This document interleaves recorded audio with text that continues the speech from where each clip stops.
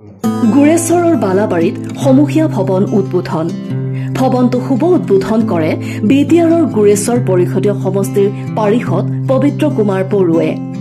গুৰেশ্বৰ ব্লকৰ অধীনত SOPD আঁচনিৰ 16.83 লাখ টকা ব্যয় সাপেক্ষে বালাবাৰীত নিৰ্মাণ কৰা হয় এই ভৱনটো।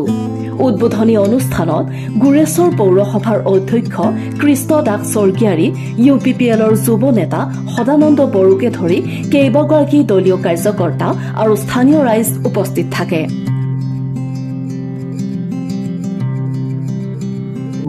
নমস্কাৰ খুলুমবাই। আজি আমাৰ গড়েশ্বৰ সমষ্টিৰ অন্তৰ্গত বালাবাৰী গাঁৱৰ 3 নম্বৰ বালাবাৰী গাঁৱৰ সংঘৰ প্ৰাংগণত PNRD ডিপাৰ্টমেণ্টৰ ফালৰ পৰা আমি 16 লাখ টকা পাব পাৰিছোঁ। এই 16 লাখ টকাৰে অডিটৰিয়াম হল হিচাপে নিৰ্মাণ কৰা হৈছে। আজি এই অডিটৰিয়াম হলটো আনুষ্ঠানিকভাৱে শুভ উদ্বোধন কাৰ্যসূচী আছিলে। এই উদ্বোধনী কাৰ্যসূচী মোক উদ্বোধন কৰাৰ কাৰণে মোক মাতিছিল আৰু ঠিক হিচাপে আমাৰ কেন্দ্ৰীয় কমিটিৰ ইউথ বডিৰ সন্মানীয় অন্যতম সম্পাদক তথা আমাৰ কোঅৰ্ডিনেটৰ গড়েশ্বৰ সমষ্টিত প্ৰমিত স্বৰ্গীয়াৰী ডাঙৰীয়া আছে, আমাৰ চেন্ট্ৰেল CWC নেতাবিলাকে আছে, ব্লক কমিটিৰ উপসভাপতি দীপেন নাৰ্জাৰী সমন্বিতে ব্লক কমিটিৰ বিভিন্ন নেতা বন্ধুসকলে আছে। আৰু সেই কামখিনি আমাৰ সেই সমাজৰে এজন নেতা বুলি ক'ব লাগিব, যুৱ নেতা, আমাৰ জিলা যুৱ শাখাৰ উপসভাপতি মাননীয় সদানন্দ ডাঙৰীয়াৰ নেতৃত্বত এই ঘৰখন নিৰ্মাণ কৰা হৈছে। মই খুবেই ভাল লাগিছে। গোটেই দৰ্জা খিৰিকী মঞ্চ হলখিনি কমেও 150 মানুহ বহি মিটিং কৰিব পৰা এটা সুবিধা পাইছোঁ। ৰাইজেও খুবেই আনন্দ পাইছে। আৰু হিচাপে আজিৰ দিনটোত বিটিআৰ চৰকাৰ প্ৰমোদ বড়ো ডাঙৰীয়াৰ নেতৃত্বত যে গড়েশ্বৰৰ উন্নয়নৰ ক্ষেত্ৰত দিশত যথেষ্ট কাম হোৱা বুলি ক'ব লাগিব। এইখিনি আপোনালোকেও জ্ঞাত, যিহেতু এনেধৰণৰ যিখিনি কমিউনিটি হল বা অডিটৰিয়াম হল কমেও আমাৰ 48 লাখ, 28 লাখ, 33 লাখ, 45 লাখ, 26 লাখ সেই ধৰণৰ 11টা আমি এনেকৈ অডিটৰিয়াম আৰু পাব্লিক কমিউনিটি হল পাব পাৰিছোঁ।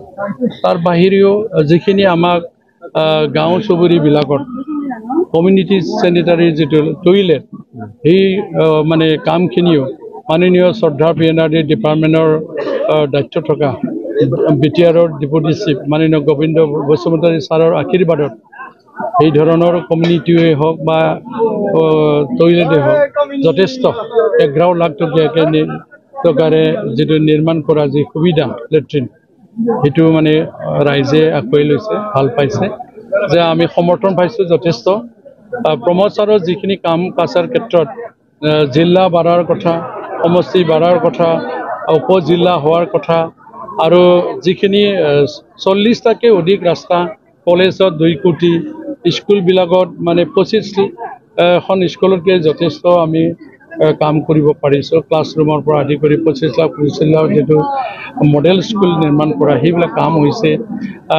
হেণ্ডলুম ছেক্টৰত ক্লাষ্টাৰবিলাক পাব পাৰিছোঁ, ট্ৰেইনিং হলবিলাক পাব পাৰিছোঁ 50 লাখ ধৰণৰ, যেনেকৈ ষ্টেডিয়াম বীৰ চিলাগং নামৰ যিটো মিনি ষ্টেডিয়াম নিৰ্মাণ কৰা, এইখিনিও আমি পালোঁ। আৰু তাৰ বাহিৰেও সুজিত নাৰ্জাৰী যিটো আমাৰ প্ৰথম শ্বহীদ অডিটৰিয়াম যিটো হ'ল, এইটো 1 কোটি টকাৰ আমি পাব পাৰিলোঁ। গড়েশ্বৰ সমষ্টিত বৰ্তমান যিখিনি হৈছে আগৰ 17 বছৰতকৈ যথেষ্ট কাম হোৱাটো মই দেখিছোঁ। মই নিজে যিহেতু কাম কৰিছোঁ হিচাপে যিখিনি ৰাইজে পাইছে, তাৰে ভিতৰত বেছি আকৰ্ষণীয় এটা আঁচনি চিফ মহোদয় ময়ৰ তৰফৰ পৰা ধন্যবাদ জ্ঞাপন কৰিছোঁ। আৰু ৰাইজেও খুব ডিমাণ্ড কৰিছে। এই আঁচনিটো হৈছে আলাৰী চিৰাং বিথাংখী। ৰাইজক যে 2 লাখ টকা একালীন সাহায্য দিছে মন্দিৰত বা মছজিদত বা বিভিন্ন ধৰ্ম অনুষ্ঠানত, যথেষ্ট ৰাইজে সেই আঁচনিটো বিচাৰিছে, ডিমাণ্ড হৈছে। তাৰ কাৰণে মই চিফ মহোদয়কে অনুৰোধ কৰিছোঁ, আগৰ দিনবিলাকত যে এতিয়া যেনেকৈ দিছে তাতকৈ অলপ বঢ়াই দিয়ে, এই আঁচনিতে আগুৱাই দিয়ে, সেইটো মই কামনা কৰিছোঁ।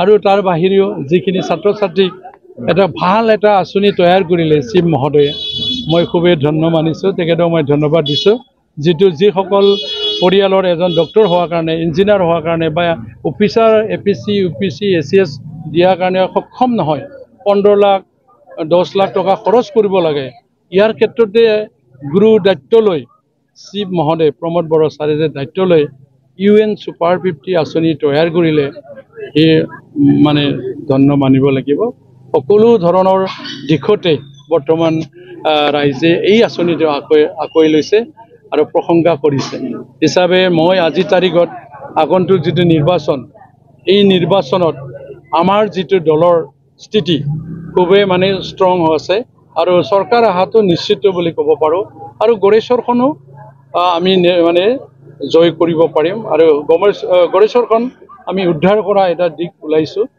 আৰু এইটো নিশ্চিত হৈছে আজিৰ যিটো পৰিৱেশ এইখিনিয়ে মোৰ ক'ব লাগে desk report news express Assam